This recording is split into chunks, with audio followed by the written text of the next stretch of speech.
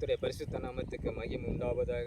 சங்கீதம் வாசிக்க கேட்போம். சங்கீதம் 26 1 முதல் 8 வரை வாசிக்க கேட்போம்.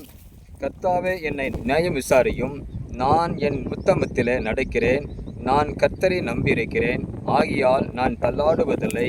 கர்த்தாவே, என்னை பரீட்சித்து என்னை சோதித்து பாரும். என் உள்ளத்திரங்களையும் என் இருதயத்தையும் புடமிட்டு பாரும். உம்முடைய கிருபை என் கண்களுக்கு முன்பாக இருக்கிறது. உம்முடைய சத்தியத்திலே நடந்து கொள்கிறேன். வீணோரே நான் உட்காருவதில்லை, வஞ்சகரத்தில் நான் சேருவதில்லை. பொல்லாதவர்களின் கூட்டத்தை நான் பகைக்கிறேன், துர்மார்க்கருடைய உட்காரேன். கர்த்தாவே, உம்முடைய துதியின் சத்தத்தை துணிக்க பண்ணி உம்முடைய சத்தியத்தையெல்லாம் விவரிப்பதற்காக நான் குற்றமில்லாமையிலே என் கைகளை கழுவி உம்முடைய பீடத்தை சுற்றி வருகிறேன். கர்த்தாவே, உமது ஆலயமாகிய வாசஸ்தலத்தை உமது மகிமையாகிய ஸ்தலத்தையும் நான் வாஞ்சிக்கிறேன். ஆமேன். அல்லேலூயா.